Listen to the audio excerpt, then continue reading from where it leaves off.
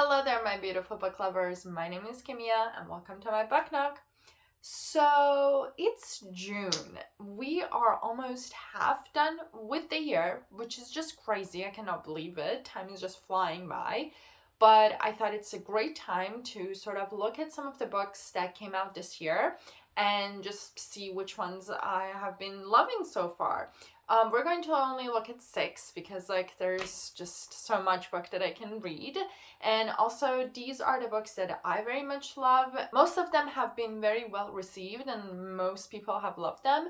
But there are some of them that some people love them, some people were not feeling it. So I just want to put it out there that it's my opinion, and some of you might love them, some of you might not love them. But I'm very interested to see, please do let me know if you have been reading any of these books and you have loved them or not, or if there's any other books that came out this year that you have been hearing a lot about that you didn't like it as much, or people didn't like it as much but you loved it. So now let's get into the list. First, we're going to start with a very appropriate one, and that one is Yellowface by R.F. Kuang. And the reason that it's very appropriate is because our main character, she is called June. So I was like, that's a funny way to start this list with. So June is a writer, and she's trying very hard to become successful, but unfortunately the field that she's practicing in, it's very hard to, become famous and to be able to be successful and make money. But on the other hand, she has a friend of hers, Athena, who is actually an Asian American, and she has been very successful and has been able to write some good books that, make money out of them and all of that. And so June is very jealous. She loves her friend and she's happy that she's able to achieve all of these, but at the same time, she cannot feel that little twinge of jealousy that she also wants to be successful. She's also trying her best, but she's not reaching to that level. And then one night they're out, they're drinking, they're celebrating Athena's success and all of that. But unfortunately, because of some accident, Athena dies. And so now there is this manuscript that Athena was working on, and June is going to steal it, and she's going to pretend that she's being the one that has been writing this book. But the only issue right there is that Athena, because she was Asian American, the story that she was writing, it was about war, and it was about Chinese war, and it had a lot of Chinese characters and Chinese culture and the effect of British Empire on Chinese. And so it has all of these Asian elements and Asian culture. And June, she's white, right? So she needs to sort of play it a little bit differently, and she's trying to change a little bit of the white characters to make them look a bit better, sort of, and just play with all of these things to make it look like that's her book, because nobody else knew about this book, right? And so the story, it's very interesting because it really shows how a culture can be sort of whitewash, right? Or how can it be played and has such a huge impact on our personalities, and how it's such a hard element to try to steal it, to try to make it yours if you do not belong to that, right? And so it really was a very funny book in a way, because the way that it plays all of these events and accidents and things that are happening to June, because she's trying to make this book hers simply because she just wants the success, right? She wants to be able to reach that level to prove herself. But at the same time, she's changing a culture. She's changing those elements in that book to make it look like that a white person was able to write it. And so I very much enjoy this book. It has been a very unique sort of a look into how Western societies and Western culture has been trying to manipulate and change their own sort of effect and rules that they played in all of these different culture around the world, and how they're trying to sort of change the role that they played and make themselves look a little bit better, make themselves to not be as bad, make themselves to sort of have that sympathy there.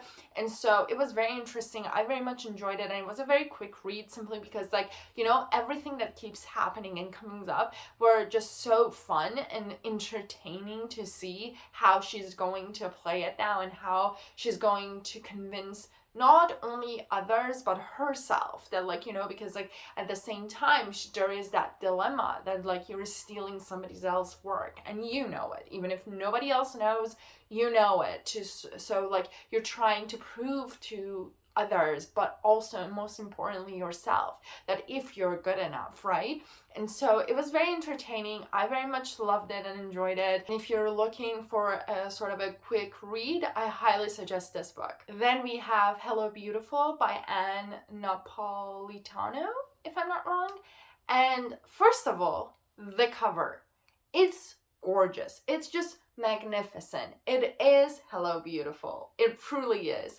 And this story. So this book, it's actually sort of a, I cannot really say a retelling because it's not, but has some elements of Little Women, because we have this sort of a main characters that they are the four sisters, and they have this very loving relationship and they're very close family. But on the other hand, we have William.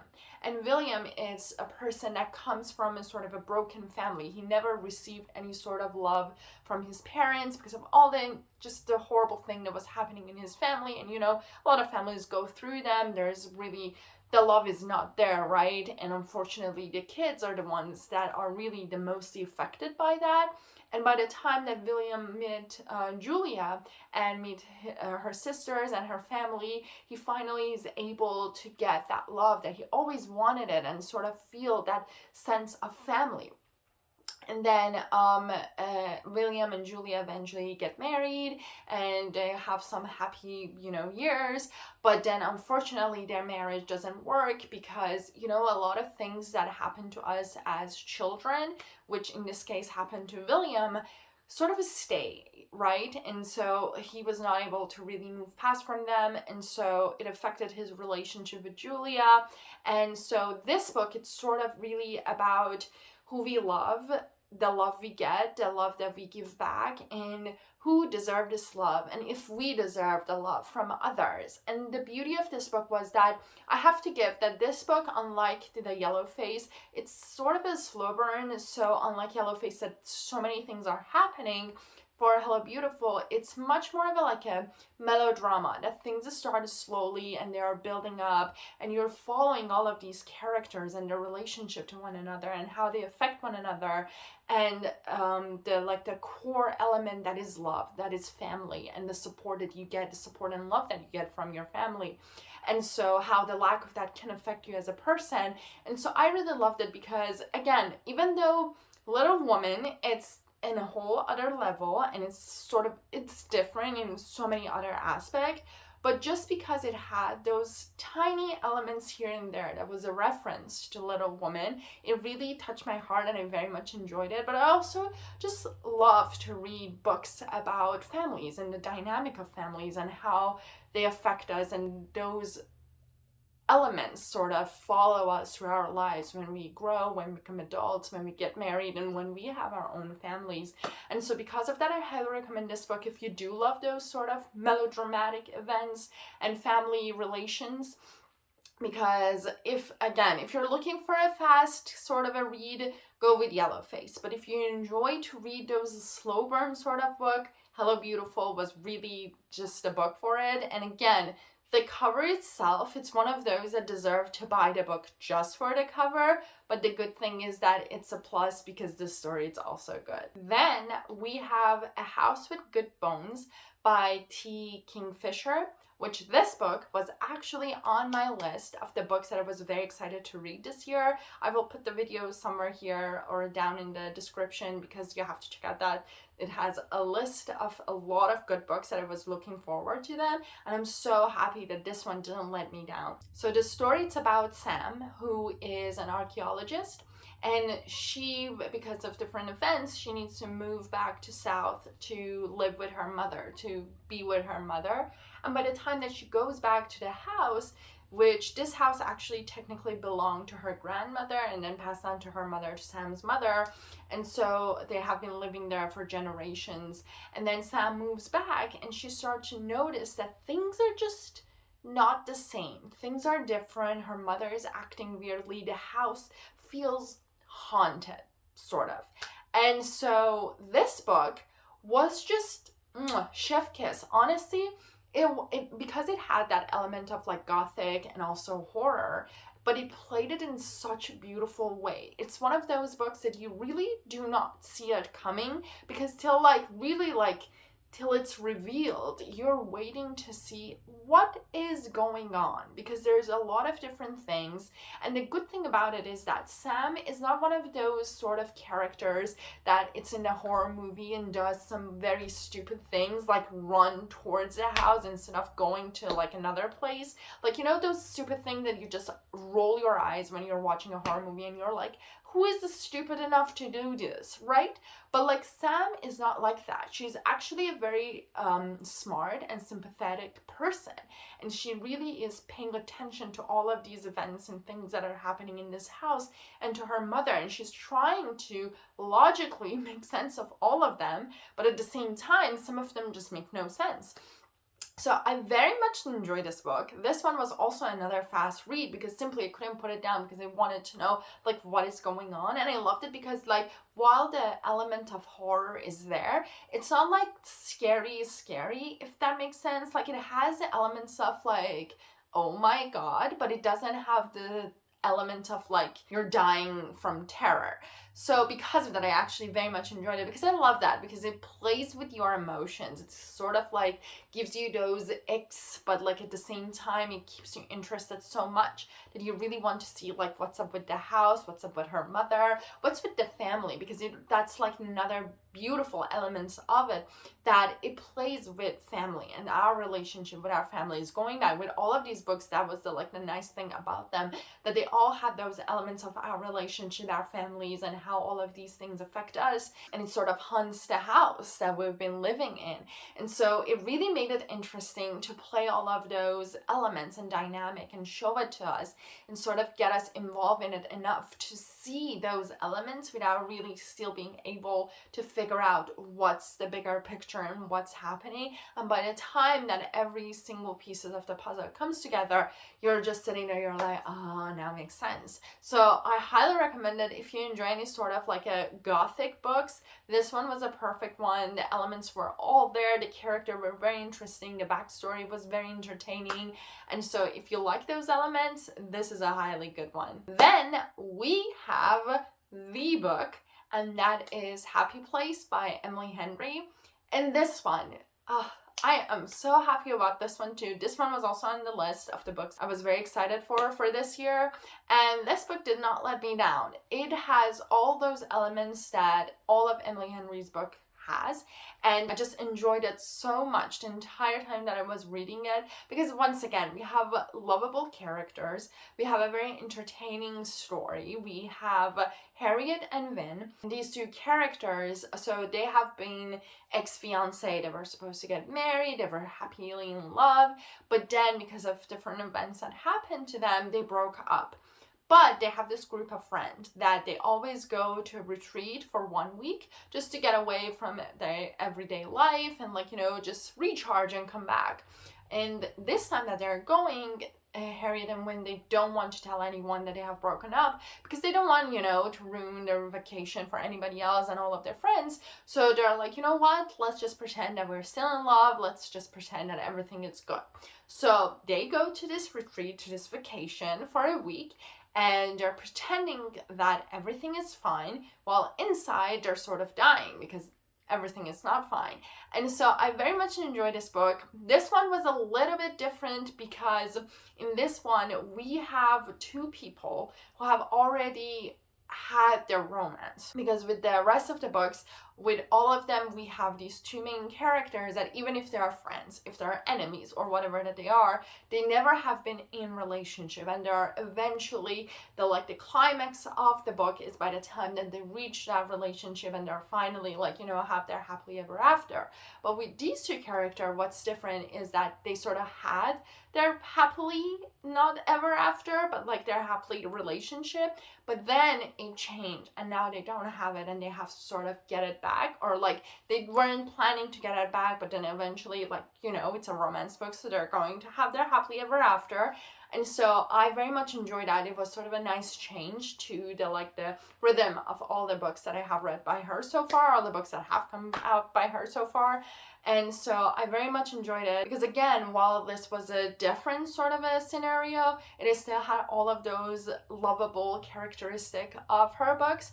And so if you have read any of her books, you have to read this one. If you have not read any of her books, you have to read all of them. Start with Book Lovers, because that one was my all-time favorite. I just love that book so much, but the rest are also lovable. And just especially now it's summer and you want to read a nice romance book, any of her books will do that for you. Then we have another book from my list, and that one is Poverty by America by Matthew Desmond.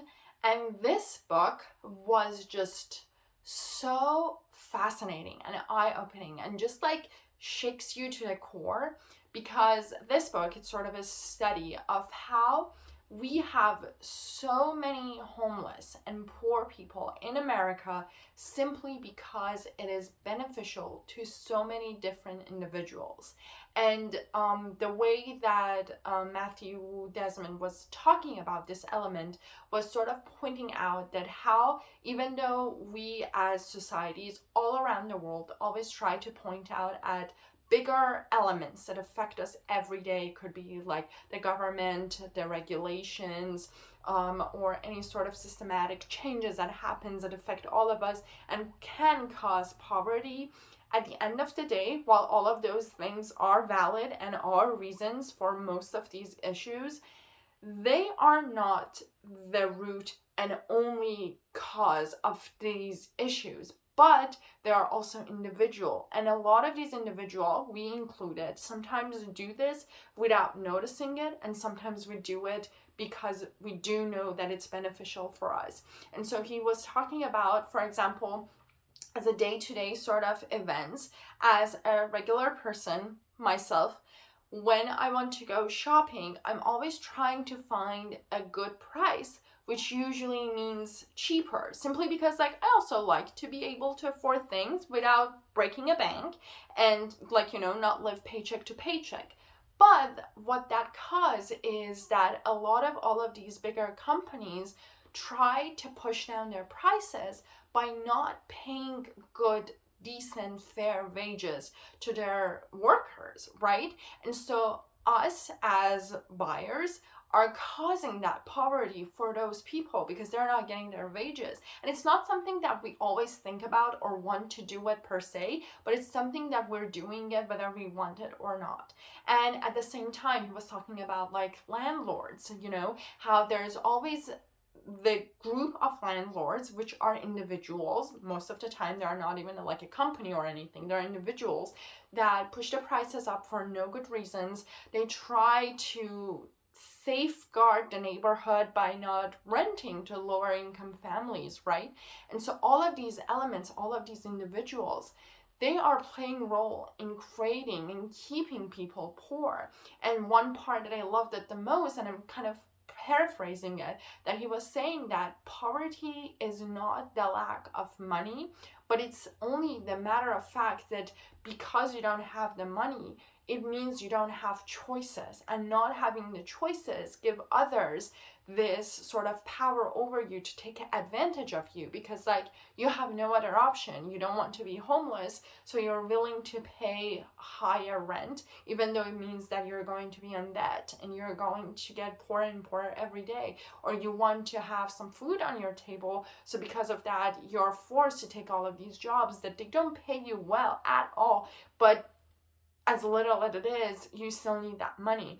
And so it was a very interesting sort of a book to read, to sort of, it's an eye-opening study to point a finger not always at big corporation, which, to be honest, it is still there, and he is making it clear that this is not sort of those situation that it's like, oh no, it's like not them, it's only individuals, if we do it as individual we're going to save the world. Like, no, we need to do it as individual, but the big corporation are the main cause, so they have to be blamed for sure. But it's also interesting to sort of be more aware of the decision that we make every day as individual that could affect others.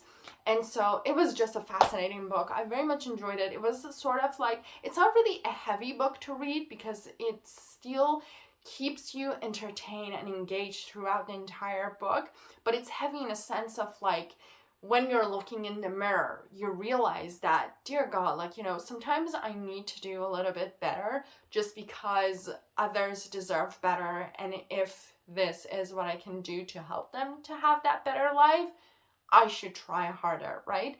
And so I highly recommend to read it. Honestly, if you enjoy any sort of, and it's like, again, since it's something about our everyday life, it's not even something that like, are you interested or not? It's really about your everyday life and you're going through it, and it would be interesting to learn more about it and sort of be more aware of your actions, so in the future you can make better choices, I guess. And so if you're interested in that, do give it a read. And last but not least, we have The Haunting of Alejandra by V. Castro. And this book, oh my God, this book have not heard about it. I didn't know anything about it, but then it had, again, a lovely, beautiful, haunting sort of a cover. And I was like, yeah, I'm gonna read this one.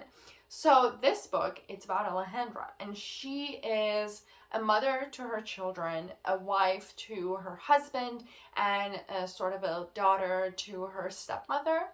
But she is losing the sense of who she is as her. And so after a while, she started to fall through depression. And while she's going through that, she also started to see this wailing, scary sort of woman that is always there and whispering things to her and is sort of haunting her. So she goes to a therapist to start to talk about this and sort of figure out that is what is happening to her. And while she goes to the therapy, she starts to talk about her actual birth mother, that she didn't have that relationship with her, and start to really look into her past and her relationship with her family and her family's past, and start to notice that like this is not something that she is only imagining or seeing, but it's something that has been haunting every single woman in her family before. And she figures that this is sort of a demon, and like that's the beauty of this book, that this demon, I believe the name was La Llorona, if I'm not wrong, but it's based on a Mexican folklore. And so it was such a fascinating element to have in this book, and she is trying to fight this demon that comes with her depression. And so again, we have that element of family, our relationship with our family and our past with our family, and everything that comes from the genes from our families. And I was just so in love with this book while I was reading it, because it really is interesting to see how we as individuals are always perceived as different things from different people. To some we're friends, to some we're a daughter, a mother, a wife, a husband, anything. But when it comes to ourselves, what do we perceive ourselves, and what do we want to be? What do we are? Well, what do we think we are? And so this book is really playing with that element while having this element of horror and this demon that is haunting her. And so I enjoyed it so much. It was a book that I didn't know what to expect really, and I went through it, and I'm so glad, because it was just one of those books that will stay with you and haunt you, but in a good way. And I just highly recommend it if you like anything that again plays with culture, but also our everyday life, also depression, also everything that we go through. And if you like any of those things, this book is really just the perfect for it, and it plays with them so nice, and the writing is so beautiful, and all of these characters, you just relate to them so much, and you connect with them, and you, like, you know, you might understand them, you might not, but at the same time you feel for them. And so it was just, oh, such a great book. And so I'm very happy with this year so far. It has been going super fast, and I've been trying to keep up with the books that I want to read that are coming out this year, but also to kind of keep up with the books that I have been buying for years and years and years and years, and like kind of keep up with that list. But so far, I have had not any new books that was not good. There were a few that they were like, but generally speaking, most of them were really nice, and these 6 were just the best out of all of them. And so I hope you enjoyed them. Do let me know that if you liked any of them. If you have read any books that came out this year, do let us all know that if we should give them a try, if we should just skip them. And till the next video, happy reading.